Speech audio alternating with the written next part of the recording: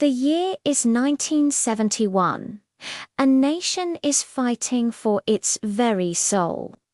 In the heart of this struggle, countless stories of courage were written, not in ink, but in blood, sweat, and sacrifice.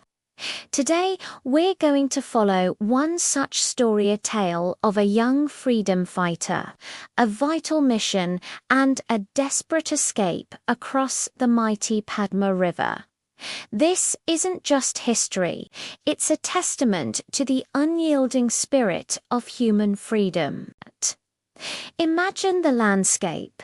The monsoon has been relentless, turning the familiar dirt roads of rural Bengal into treacherous streams of mud and water. For our young protagonist, these flooded paths are both an obstacle and a lifeline. He's not just a boy, he's a Mukti Bahini, a freedom fighter, and clutched in a waterproof satchel against his chest are documents that could change the course of a local battle intelligence on enemy positions, plans that must reach the command post on the other side of the river. He knows he's being followed. The distant, menacing growl of an engine confirms his worst fears. It's not just a random patrol. They know he has the papers. His own motorcycle, a machine he's known since he was a teenager, sputters but holds strong, its tires slinging arcs of muddy water into the air. This isn't a race for glory. It's a race for survival, for the lives of his comrades, for the future of his homeland.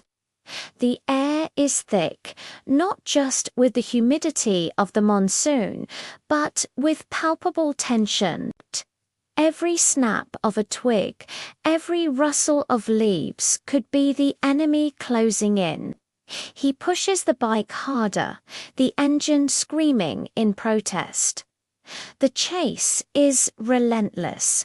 Through flooded rice paddies and slick village lanes, he weaves a desperate path. He can hear the heavier sound of the military jeep behind him, gaining ground on the less flooded stretches. He's a shadow, flitting through a landscape he knows like the back of his hand, using every dip in the road, every cluster of trees as a shield. But they are close, too close. He knows the roads won't protect him for much longer. His only hope lies ahead, where the land gives way to the vast, unforgiving expanse of the Padma. As he breaks through the final line of jute fields, the river appears before him, a colossal, shimmering serpent. The first light of dawn is just beginning to pierce the horizon, casting a surreal, golden glow upon the thick blanket of morning fog that hangs low over the water. It's a breathtakingly beautiful sight, a stark contrast to the ugliness of the chase. This fog is his only real ally now. It's a curtain, a veil that can hide him from the hunters on his tail. He doesn't hesitate. Ditching the motorcycle behind a thicket of reeds, he scrambles towards a small, hidden dinghy, simple wooden boat. A lifeline he had arranged just for this moment. His heart pounds against his ribs, a frantic drumbeat against the quiet lapping of the water. He pushes off into the current, the small boat feeling terrifyingly fragile against the immense power of the river. He is alone, a single soul adrift in a sea of mist and uncertainty. The sounds of the shore fade, muffled by the fog. All he can hear is his own ragged breathing and the rhythmic dip of his single paddle in the water. The golden sunrise creates phantom shapes in the mist, turning the river's surface into a canvas of shifting gold and grey. For a moment, there is a strange, almost divine peace, but it's a fragile peace, shattered in an instant. Asterisk ping, asterisk a sharp crack echoes across the water, then another. Asterisk ping, asterisk a small geyser of water erupts just inches from his paddle. They've spotted him. The soldiers are at the riverbank, firing blindly into the fog. The bullets are like angry wasps, zipping through the air, tearing into the water around him. He ducks low, making himself as small a target as possible, paddling with a frantic, desperate energy. The boat feels agonizingly slow. Every muscle in his arms and back screams in protest. But he can't stop. To stop is to die. The bullets keep coming. He can hear their shouts now, faint but clear, carried across the water. They are frustrated, firing at a ghost in the mist. He zigzags, using the current, praying the fog holds. Each splash near the boat sends a jolt of pure adrenaline through him. He is no longer just paddling. He is fighting the river, the current, and the bullets all at once. The satchel with the documents feels like it weighs a ton, a heavy burden of responsibility pressing on his chest. It's not just his life he's carrying, it's the hope of his people. The river is a living entity, powerful and indifferent. The current tries to pull him downstream, away from his destination. He fights it, his body a coiled spring of tension and effort. He has to reach the northern bank, where his comrades are waiting. He pictures their faces, the hope in their eyes when they gave him this mission. That image fuels him, gives him strength when his body is about to give out. The firing becomes more sporadic as he pulls further into the heart of the river, the fog finally swallowing him completely. Now, a new challenge emerges.